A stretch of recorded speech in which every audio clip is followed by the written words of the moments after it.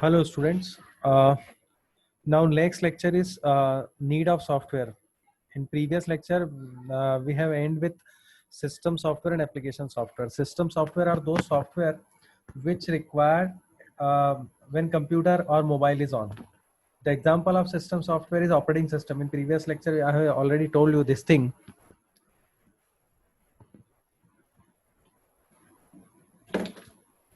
So this is very important, system software, and the example of system software you just see in the screen. Operating system is the example of system software. Windows, Linux, Mac, Ubuntu, Fedora, Android, iOS. These are the example of operating system. Now some more utilities also related to system software. Just see in this utilities. Software used for maintenance and configuration of the computer system is called system utility. Now, what are system utilities? The utilities which is used for system performance, like disk defragmentation. Now, the meaning of disk defragmentation means, for example, आपके hard disk में data store है और फिर आपने कोई file delete करी तो वो उसकी लोकेशन हट गई. अब उसकी लोकेशन हट गई तो फिर वो बीच बीच की स्पेस खाली होती जा रही है. The space occupied by existing file, if this file is deleted, the empty space will show it. तो हार्ड डिस्क में क्या होता है कि वो जो भी खाली प्लेस दिखता है वहां पे भरता जाता है. तो उसमें क्लैरिटी ये नहीं होती है कि कितनी हार्ड डिस्क का पोर्शन भरा हुआ है, because you delete it, insert it, an number of things you have to perform it. तो उसके लिए उन्होंने डिस्क डिफ्रैगमेंट लिया है कि जो भी खाली जगह मिलेंगी उस खाली जगह में उसको यूज करते जाएंगे और बाकी जो जितनी भी फ्री स्पेस टोटल बचेगी वो एंड में बताएंगे. उसका एडवांटेज ये होगा, डीफ्रेगमेंटेशन का मीनिंग ये है कि फ्रेगमेंट करना, आपकी हार्ड डिस्क की स्पेस को फ्रेगमेंट करना, मतलब एक जैसा बैठाना. Now if you have not clear this thing, तो मैं आपको एक एग्जांपल देता हूं. Suppose 10 benches are there in a classroom. Every bench have seated 3 students. तो कुल 30 स्टूडेंट बैठेंगे उसमें. अब मान लो सिटिंग का तरीका ऐसा रखा है कि फर्स्ट पे 2 बैठे हैं, सेकंड पे 1 बैठा है, थर्ड पे फिर 2 बैठे हैं, फोर्थ पे फिर 2 बैठे हैं, फिफ्थ पे 3 बैठे थे, दोनों एक्सचेंज कर ली. अब आपको उसमें ये क्लैरिटी नहीं हो रही है, आपको ये क्लैरिटी नहीं हो रही है कि कितनी स्पेस खाली है. तो उसका तरीका ये होता है कि आप जितने भी स्टूडेंट है 3-3 के फॉर्म में एक साथ बिठा दो और बची हुई बेंच को पीछे खाली छोड़ दो, तो आपको क्लियर हो जाएगा कि कितनी की सीटिंग की कैपेसिटी अवेलेबल है. मान लो 20 स्टूडेंट्स है तो आपको पता पड़ गया कि 10 स्टूडेंट्स और 20 स्टूडेंट्स को आपने 6 या 7 सीट्स में एकोमोडेट कर दिया, तो ये आपका काम हो गया. अब इसका सॉल्यूशन ये जो निकाला डिस्फ्रेगमेंट, वो यही है. इससे आपको एडवांटेज मिलेगा कि आपकी स्पीड फास्ट होगी, जगह कितनी गहरी है वो मालूम पड़ जाएगा, डेटा प्रॉपरली जाएगा, एम्प्टी स्पेस रहेगी उसमें क्लैरिटी आ जाएगी, और ये सारी चीजें प्रॉपरली मैनेज होगी. फिर एक एंटीवायरस सॉफ्टवेयर भी आता है, डिस्क क्लीनर भी आता है. डिस्क क्लीनर मतलब जंक फाइल आपकी हो, स्पैम फाइलें हो, ईमेल स्पैम ईमेल हो, ये सब तरह की चीजें हो तो उसको भी क्लियर करता है. फिर एक आता है disk compression software. Disk compression software का मीनिंग ये है कि कंप्रेशन का मतलब होता है कॉम्पैक्ट करना. जैसे विनजिप मैंने एग्जांपल दिया. WinZip is a software which provides the facility of compact form, zip या विनजिप. मान लो आपकी कोई वर्ड या एक्सेल की फाइल है वो या फोल्डर है, आपका कोई फोल्डर है वो 10 MB स्पेस का है, 25 MB स्पेस का है, आप 25 MB स्पेस की मेल नहीं कर पा रहे हैं, तो आपके पास ये तरीका है कि आप उसको कॉम्पैक्ट कर लो, विनजिप कर लो। कॉम्पैक्ट में क्या होता है, अपनी ओरिजिनल फाइल खोल नहीं पाते।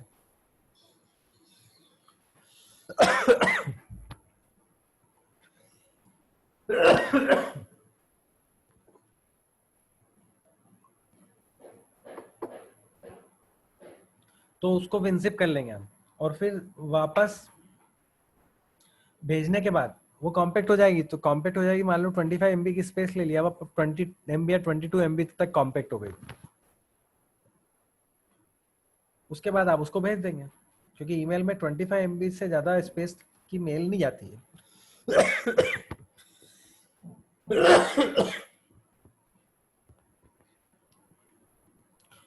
तो उसके लिए फिर आप विनजिप यूज करें, और विनजिप यूज करने के बाद,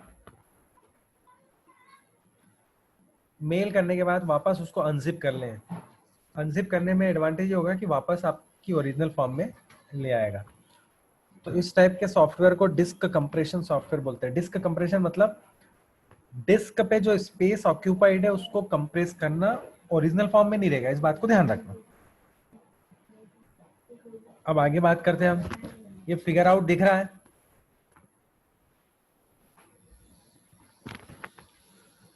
device driver.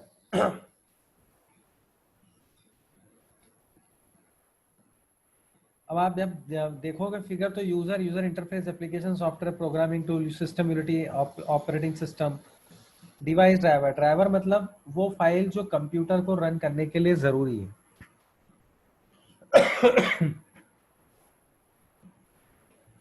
Device driver are those driver which requires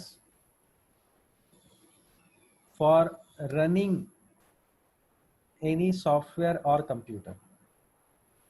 तब हार्डवेयर के साथ अटैच होती है वो फाइल, या हार्डवेयर के साथ कोलैबोरेट होती है, और ऑपरेटिंग सिस्टम और हार्डवेयर के बीच में इंटरफेस का काम करती है। फिगर शो कर रहा है category of software.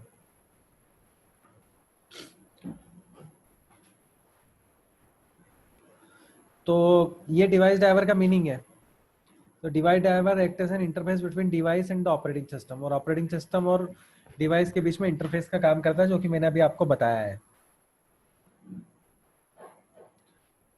Just like a language translator. अब लैंग्वेज ट्रांसलेटर बेसिकली क्या होता है, लैंग्वेज जो होता है वो computer basic, computer language is a language is a communication between computer and user. Computer language की जब हम बात करते हैं तो उसका मतलब यही होता है कि वो कम्युनिकेशन मीडियम है।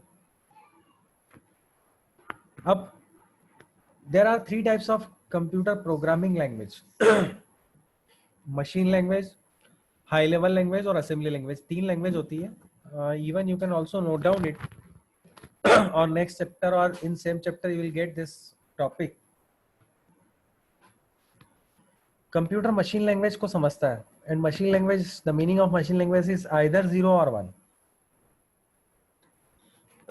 तो 0 और 1 में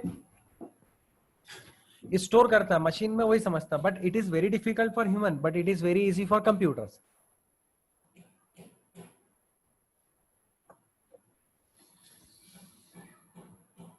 तो आप देखेंगे कि आपने 0 1 में लिखा, कंप्यूटर इजीली समझ गया, कंप्यूटर स्टोर कर लिया, उसके लिए आपको उसमें कुछ नया चीज करने की जरूरत नहीं। अब आगे बढ़े हम कि मशीन लैंग्वेज जो होता है, फर्स्ट जनरेशन लैंग्वेज है मशीन लैंग्वेज, और वो यूज होती थी 1942 की बात ही है ये। सेकंड जनरेशन में क्या हुआ कि असेंबली लैंग्वेज यूज हुई। इसमें कुछ मिनोमोनिक्स और शॉर्ट फॉर्म्स यूज हुए।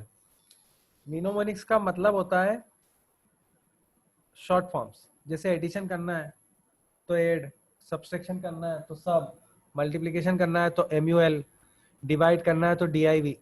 ये शॉर्ट फॉर्म दे रखे हैं। जंप करना है तो JMP।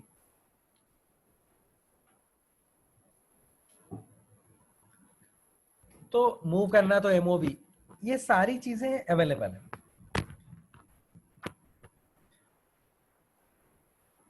तो इनको असेंबली लैंग्वेज बोला। अब क्वेश्चन ये उठता है कि आप लिख रहे हैं असेंबली लैंग्वेज में और कंप्यूटर ऑलवेज अंडरस्टैंड 0 एंड 1, तो आपको ऐसी कोई चीज कन्वर्ट करना पड़ेगी जिससे आपको ये वाला जो डेटा आप लिख रहे हो असेंबली लैंग्वेज में वो कन्वर्ट हो जाए।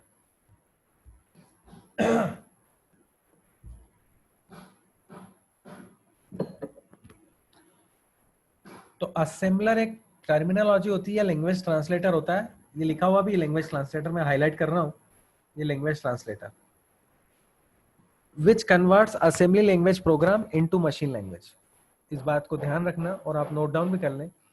असेंबली लैंग्वेज प्रोग्राम को मशीन लैंग्वेज प्रोग्राम में कन्वर्ट करता है, वो कहलाता है आपका लैंग्वेज ट्रांसलेटर या असेंबलर, जो किसी एक लैंग्वेज में एक लैंग्वेज को दूसरी लैंग्वेज में कन्वर्ट करता है। फिर बात करते हैं हम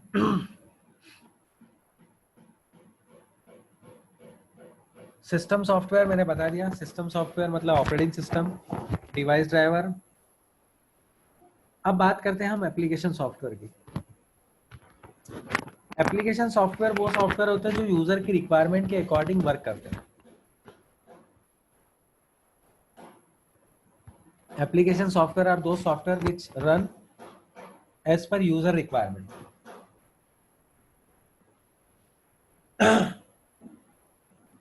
या यूजर की नीड के अकॉर्डिंग वर्क करते हैं।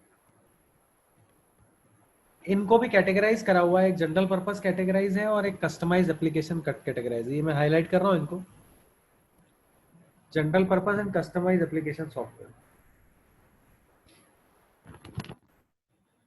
जनरल पर्पस सॉफ्टवेयर वो सॉफ्टवेयर होता है जो जनरलाइज है, जिसमें जो जरूरी है एक सिस्टम के लिए। जैसे मैं फिर हाईलाइट कर रहा हूं इनको। For example spreadsheet tool, spreadsheet मतलब एक्सेल। लिब्रा ऑफिस स्केल मतलब ये भी एक्सेल है, बट ये ऑफिस जो यूबुंटू या यूनिक्स ऑपरेटिंग सिस्टम में लिब्रा ऑफिस चलता है और विंडोज ऑपरेटिंग सिस्टम में माइक्रोसॉफ्ट ऑफिस चलता है। इस चीज को याद रखें और ध्यान रखें। तो लिब्रा ऑफिस जो है वो लाइनेक्स पे चलता है और एमएस ऑफिस जो है वो विंडोज पे चलता है।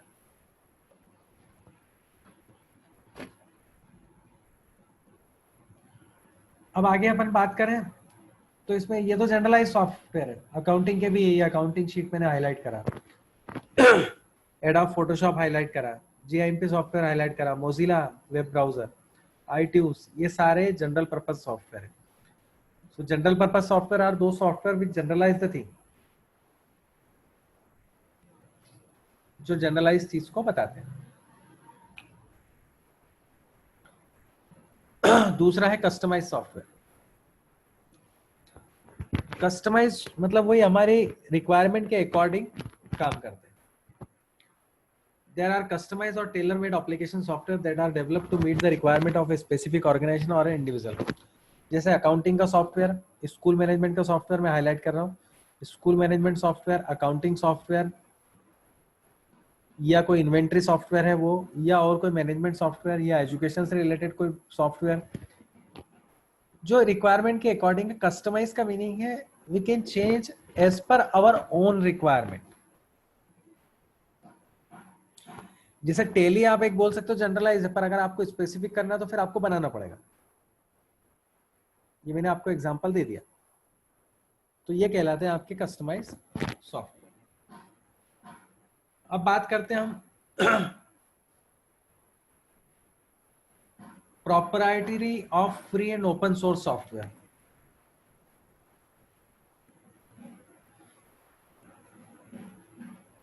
अब proprietary of free and open source का मतलब क्या? पहली चीज तो है कि वो फ्री अवेलेबल है, नंबर 1।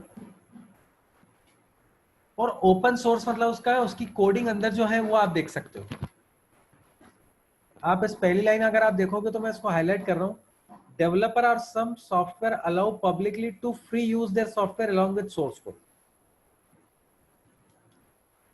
फ्रीली और पब्लिकली कोई यूज कर रहा है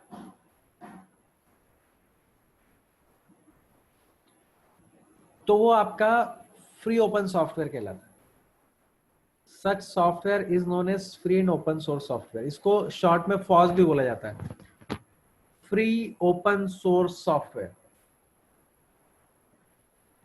For example, the source code of operating system Ubuntu is free, accessible for anyone with the required knowledge of improve, add new functionality.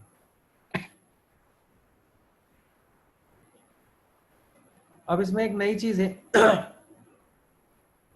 Ubuntu एक ऑपरेटिंग सिस्टम है जो Linux based operating system.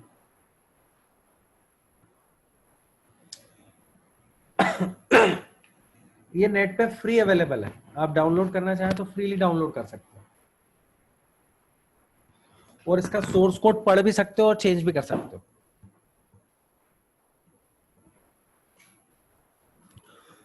तो वही चीज इसमें बता रखी है कि वो फ्री है। अब जैसे फॉस इंक्लूड पाइथन भी वैसे ही है, पाइथन आप फ्री डाउनलोड कर सकते हो। मैं आपको बताऊंगा भी, जब पाइथन आएगा तो मैं आपको बताऊंगा पाइथन कैसे डाउनलोड करते हैं, कौन सा वर्जन आपको डाउनलोड करना है और किस वर्जन पे आप काम करेंगे तो सही जाएगा।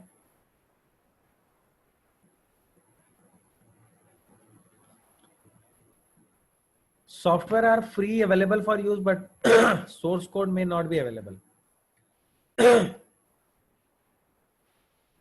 Sir, software is called free. अब ये देखो, ये जो बात बोली जा रही है मैं हाईलाइट कर रहा हूँ। फ्री ओपन सोर्स सॉफ्टवेयर अलग होता है और फ्री सॉफ्टवेयर अलग होता है। फ्री ओपन सोर्स सॉफ्टवेयर का मतलब होता है फ्रीली आप डाउनलोड कर सकते हो और उसकी कोडिंग देख सकते हो, चेंज कर सकते हो।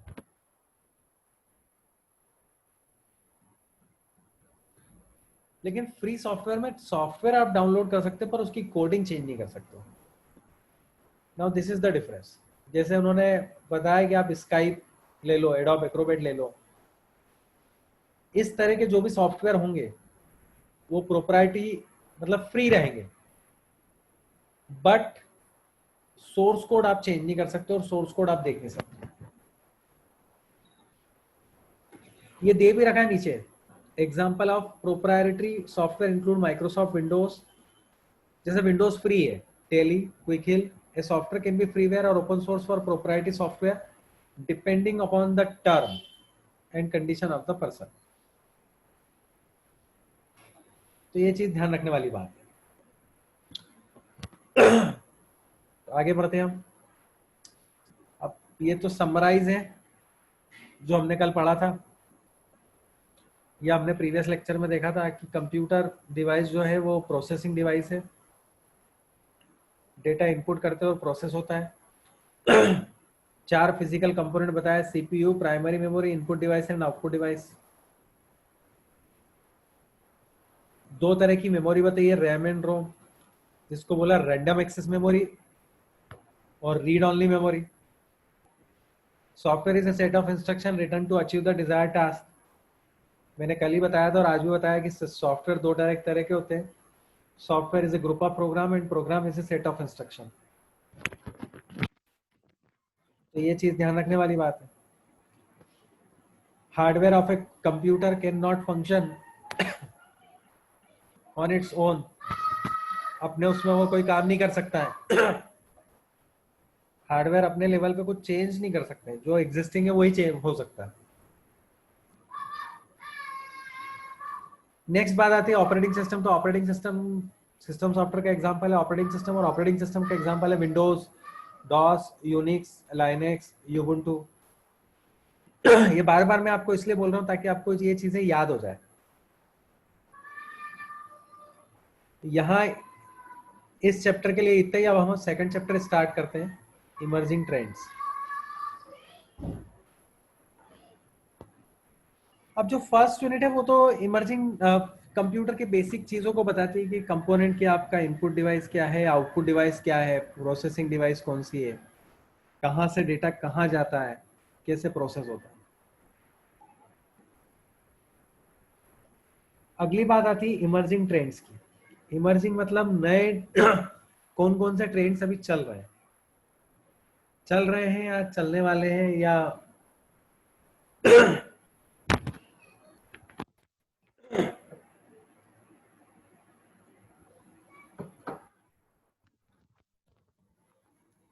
तो इसमें सबसे पहले जो बात आती है वो आर्टिफिशियल इंटेलिजेंस पे आती है। मैं बता देता हूँ शॉर्ट में जो अभी चल रहे हैं।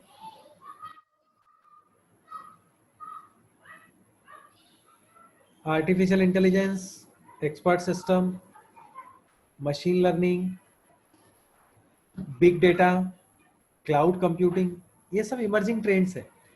Internet, IoT, internet of things, ये सभी अच्छी चीजें हैं और इंटरेस्टिंग है। अब पहला हम आर्टिफिशियल इंटेलिजेंस पढ़ते हैं। जैसे नाम में ही है artificial intelligence, should be artificial, मतलब आर्टिफिशियली उसमें आप कुछ पुटअप कर रहे हैं चीजें। जैसे रोबोट बना रहे हैं, अब कोई काम है, मान लो आप रेस्टोरेंट में आपको खाना सर्व करना, तो खाना सर्व करता वेटर, तो वेटर को ही फॉलो करते हुए एक रोबोट बनाया जो वेटर जैसा काम करेगा, सर्व करेगा और जो रिक्वायरमेंट आएगी उसके अकॉर्डिंग काम करेगा, पर वो आर्टिफिशियल है, एग्जैक्ट ह्यूमन नहीं है। तो ये एक एग्जांपल मैंने आपको बताया। और आर्टिफिशियल इंटेलिजेंस ऐसी कोई जगह नहीं है जहां यूज नहीं हो रहा है। गूगल में हो रहा है, इसका यूज सबसे ज्यादा यूज हो रहा है। ये नॉलेज बेस इज, अब यहाँ मैं आपको वापस थोड़ा सा इस पे हाईलाइट करके बताता हूँ। A knowledge base is a store information consisting of facts, assumption and rules which an AI system can use for decision making. अब डिसीजन मेकिंग के लिए आपको ये वाली चीज यूज करते हैं,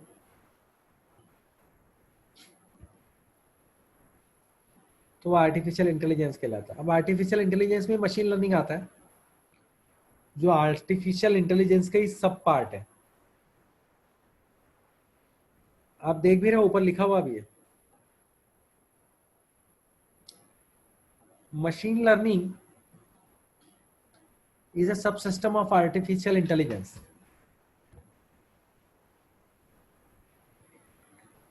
मशीन लर्निंग जो है आर्टिफिशियल इंटेलिजेंस का सब सिस्टम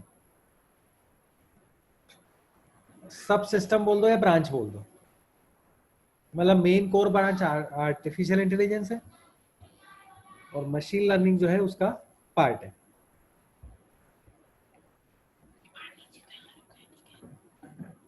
तो अब इसमें क्या क्या intelligence, where computer have the ability to learn from data using statistical technique. अब स्टैटिस्टिकल टेक्निक आपने पढ़ी होगी मशीन लर्निंग में, कि जैसे मीन निकालते हैं, मोड निकालते हैं, मीडियन निकालते हैं। तो ये आपको स्टैटिस्टिकल टेक्निक यूज करके आर्टिफिशियल इंटेलिजेंस यूज करना। उसमें एल्गोरिथम भी यूज होते हैं। अब एल्गोरिथम क्या होता है? Step by step of a program होते हैं। मैंने कल बताया भी था कि एल्गोरिथम जो होता है वो step by step of a program होता है। यहाँ पढ़ोगे तो भी दिख जाएगा कि algorithm called model are first trained and tested using a training data and testing data.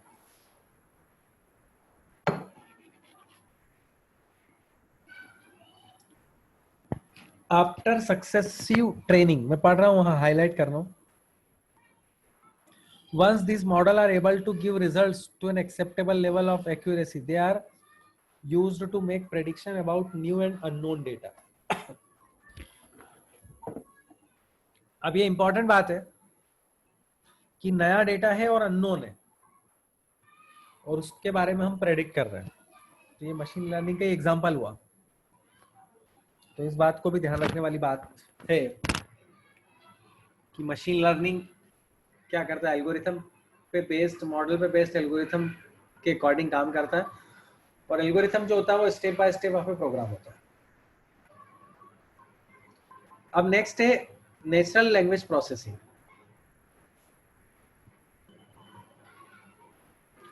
अब आप जब इसको पढ़ेंगे तो ये देखेंगे कि the predictive type feature of search engine that help us suggesting the next word in the sentence while typing keywords and spell check features are example of natural language processing. Typing करना keyword को और spell check करना, जैसे आप कई बार Google पे कोई चीज टाइप करते हो तो कितनी जल्दी वो सर्च कर लेता है। तो गूगल एआई यूज करता है, नेचुरल लैंग्वेज प्रोसेसिंग यूज करता है, काफी सारी चीजें यूज करता है और फिर उसके अकॉर्डिंग वर्क करता है। ये दे अब दे रखा है example of natural language processing. It deals with the interaction between human and computer using human spoken language. अब वो ह्यूमन जैसा बोलेगा वैसे उसके अकॉर्डिंग वो काम करता है, फिगर आउट भी कर रखा है। Use of natural language processing, आप कुछ बोल रहे हो और वहां बता रहा है, आपके प्रोनाउंसिएशन को भी वो देख रहा है, उसी का खेल रहता है कई जगह। तो यही नेचुरल लैंग्वेज प्रोसेसिंग होती है। फिर machine learning, machine translation is a rapidly emerging field which machines are able to translate text from one language to another। अब मशीन ट्रांसलेशन का मतलब ही यही है कि टेक्स्ट एक लैंग्वेज से दूसरी लैंग्वेज में कैसे ट्रांसफर होता है। इस बात को ध्यान रखें और देखें कि एक प्लेस से दूसरे प्लेस पे एक टेक्स्ट एक लैंग्वेज से दूसरे लैंग्वेज में कैसे जाता है। So that is called natural language processing. फिर आ रहा है इमर्सिव एक्सपीरियंस 3D। 3D का मतलब होता है 3 dimensional videography। The joy of watching movie in theaters has reached to a new level। Video games are also being developed to provide immersive experience। immersive experience मतलब different experience। आप देखना कोई भी 2 dimensional की चीज है और आप 3 डायमेंशनल में कोई भी चीज आप देखते हो तो उसका एक्सपीरियंस एक अलग होता है, मतलब वहां एक अलग डायमेंशन क्रिएट हो जाता है। जैसे 3 डायमेंशन में आपने कई फिल्में देखी होगी तो उसमें आपने देखा होगा ग्लास रहता तो 3 डायमेंशन में आपको ऐसा लगता है आपके पास में ही है वो सब चीजें, और 2 डायमेंशन में रहता है तो वो 2 डायमेंशन ही बताता है, एक्स एक्सिस और वाई एक्सिस, और यहां पर वो 3 डायमेंशन बताता है। तो ये इमर्सिव एक्सपीरियंस बताता है। अच्छा, आप चैनल को सब्सक्राइब करते रहो और आपको जो क्लियर नहीं हो कमेंट में आप लिख दें, मैं कमेंट देख लूंगा और उसके अकॉर्डिंग मैं सॉल्व भी कर दूंगा। इन लेक्चर ये थोड़ा सा थ्योरेटिकल लेक्चर्स हैं, जब हम पाइथन शुरू करेंगे तो आपको और ज्यादा इंटरेस्ट आएगा। और पाइथन हो जाएगा मेरे ख्याल से एक आध लेक्चर और होगा, इसके बाद हम पाइथन ही शुरू करेंगे। अब वर्चुअल रियलिटी। रियलिटी वो चीज होती है जो एग्जैक्ट है, वर्चुअल का मतलब है जो एग्जैक्ट जैसी दिखती हो बट एग्जैक्ट नहीं हो। इस चीज को ध्यान रखना, गौर करना जो मैंने बात बोली। Reality which is actual, which treat as actual but not actual, तो वो कहलाती है आपकी वर्चुअल रियलिटी। ये लिखा virtual reality is a 3 dimensional computer generated situation that explore the environment by getting immersed in it while interacting with the objects and other action of the user। तो मैंने अभी आपको बताया कि एग्जैक्ट आपको real जैसा एक्सपीरियंस होता है पर रियल नहीं होता है। It promotes other sensory information like sound, smell, motion, temperature. ये ठीक वैसे ही वर्क करता है जो नॉर्मल एक ह्यूमन की स्मेल की कैपेसिटी होती है, साउंड की कैपेसिटी होती है, मोशन की कैपेसिटी होती है, टेम्परेचर की कैपेसिटी होती है। ये सब चीजें याद रखने वाली बात। तो ये कहलाती है आपकी वर्चुअल रियलिटी। अब ये ऑगमेंट रियलिटी भी वही होता है, लोकेशन बेस्ड काम होता है कि स्पेसिफिक लोकेशन है वहां पे ऑगमेंटेशन, मतलब फिजिकली कोई चीज अवेलेबल है उसी के बेसिस पे हम काम कर रहे हैं, वो ऑगमेंटेशन रियलिटी होती है। रोबोटिक्स मैंने अभी एग्जांपल दिया, robots. Robots is an interdisciplinary branch, मैंने हाईलाइट कर रहा हूँ, of technology requiring application of mechanical engineering, electronic and computer science. Among other, robotics is primarily concerned with the design, fabrication, operation and application of robot. तो robot की application के हिसाब से ये भी वही वर्क करता है।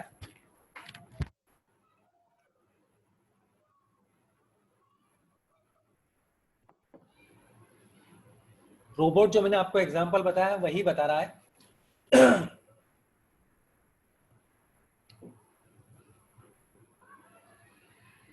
आगे बढ़े हम। बिग डेटा मैंने अभी आपको एक बहुत बड़ा एग्जांपल दिया। Big data play vital role. Big data का सबसे ज्यादा यूज हो रहा है। सबसे बड़ा जो डेटाबेस है वो यूट्यूब का ही बहुत बड़ा डेटाबेस है, बिगेस्ट डेटाबेस। आप सोचो कि उसकी जो स्टोरेज कैपेसिटी होगी कितनी हायर कर रखी होगी, कितना बड़ा सर्वर लगा रखा होगा। उसके हिसाब से वो काम करता होगा। सो data which you can handle it, trillions of data or billions of data, you can handle it with technology making an inroad into almost every sphere of our lives.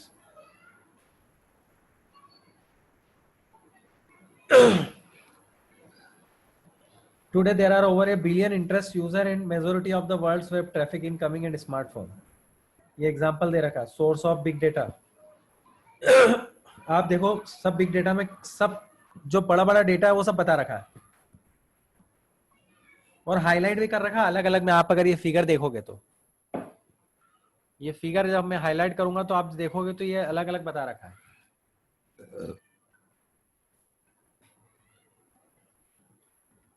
पहला फेसबुक,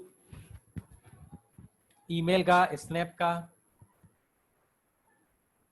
ट्विटर का, messenger का, LinkedIn का, Netflix का, YouTube का, Instagram का, Google का, Netflix का, WhatsApp का, ये सब डेटा बना रखा है। और ये आप डेटा कितनी जल्दी एक्सेस कर ले तो आप कितने करोड़ों अरबों यूजर हैं उनका डेटा हैंडल करना, again it is a very big task. ये आखिर में लिखा भी हुआ है, this results in the generation of data sets of enormous volume and complexity called big data.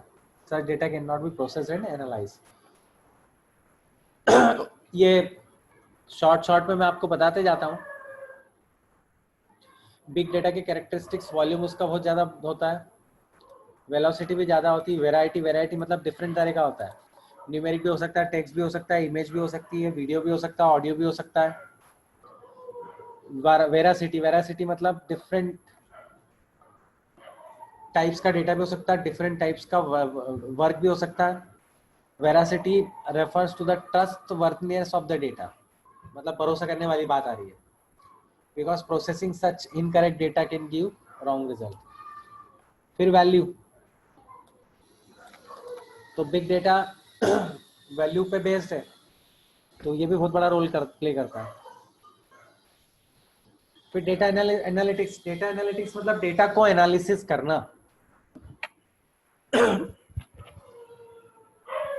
जैसे एग्जामिनेशन का रिजल्ट है तो डेटा एनालाइज करता है कि किसने कितना मार्क्स, कितने क्वेश्चन अटेम्प्ट करे, कितने परसेंटेज बने, कितनी क्लास अटेंड करी, कौन कितनी क्लास अटेंड करता है, ये सब कहलाता है डेटा एनालिटिक्स। लिखा है डेटा एनालिटिक्स, मैं हाईलाइट कर रहा हूँ, data analytics technology and techniques are becoming popular day by day. They are used in commercial industry to enable organization to make more informed business decision.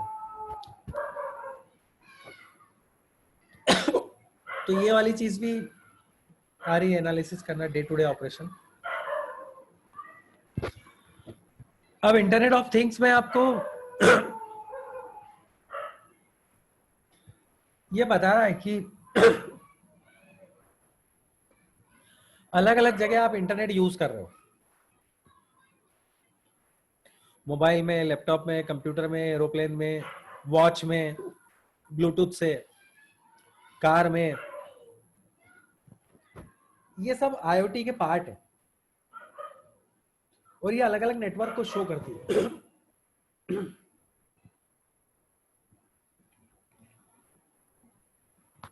मैं highlight कर रहा हूं, the internet of things is a network of device that have an embedded hardware and software to communicate, connected and exchange data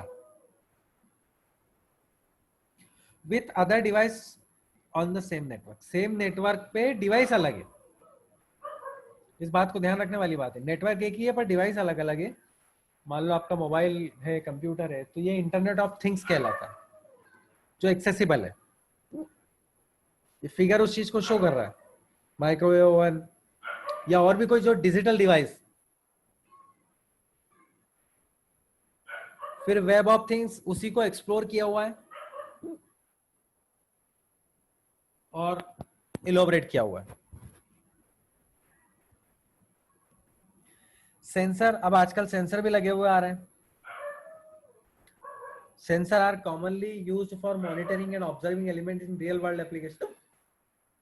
The evaluation of smart electronic center is contributing a large way of evaluation IoT. A smart sensor is a device that take input from the physical environment and use built-in computing resource to perform predefined function. पहले से ही कोई function perform करते हैं वो बता रखा है। ये IoT कहीं भी यूज हो सकती, कहीं भी यूज हो सकती। देखो ये नेटवर्क बता रहा है, यहाँ भी यूज कर सकता है। मैं हाईलाइट कर रहा हूँ, ये बिल्डिंग ले रहा है यहाँ से वाईफाई के थ्रू नेटवर्क। ये लिखा ना central computer, wireless sensor, sensor nodes, wireless signal. Smart city का प्रोजेक्ट है ये, जो ये बता रखा है।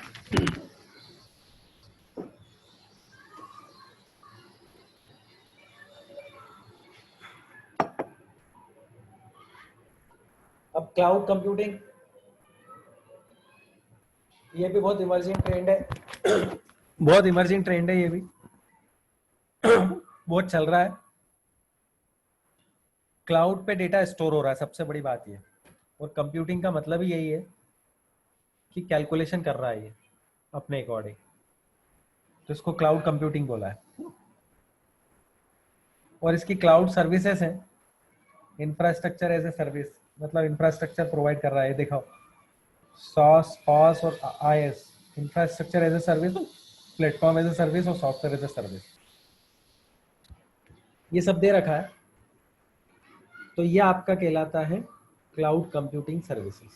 तीन बताइए, SaaS, PaaS और IaaS। अपन इतना ही रखें। फिर ये grid computing, grid is a computer network geographically dispersed in heterogeneous computation. Heterogeneous का मतलब होता है अलग अलग एरिया में, होमोजीनियस का मतलब होता है सेम एरिया। तो इस बात को आप ध्यान रखें कि ग्रिड कंप्यूटिंग जो होता है, लिखा है ना, grid is a network of geographical disperse and heterogeneous computer resources. और इसका फिगर भी दे रखा है ये अलग अलग हेट्रोजीनियस, अलग अलग जगह से ग्रिड रिसोर्स मैनेजमेंट सिस्टम, ये दे रखा है। और अभी एक टर्मिनोलॉजी और चल रही है, ब्लॉकचेन। अलग अलग ब्लॉक्स में डेटा डिवाइडेड है और सब एक दूसरे से जुड़े हुए हैं। सबसे ज्यादा यूज हो रहा ब्लॉकचेन का। जैसे जितनी बिटकॉइंस हैं वो ब्लॉकचेन के थ्रू ही इंप्लीमेंट होती है। अब ये थोड़ा सा लेंदी चैप्टर है, पर अभी इतना ही शॉर्ट में अपन समझें उस चीज को और देखें। ये मैंने सेकंड चैप्टर थोड़ा सा फास्ट लिया है ताकि आपको बोरिंग ना हो। और अब नेक्स्ट उसमें अपन कोशिश ही करेंगे पाइथन बता दिए। तो आपको जो भी कुछ डाउट लग रहा है तो आप कमेंट बॉक्स में लिख सकते हैं। और बुक आप प्रीति अरोरा की रेफर कर सकते हैं। प्रीति अरोरा, सुल्तान चंद पब्लिकेशन, उसकी आप बुक यूज कर सकते हैं।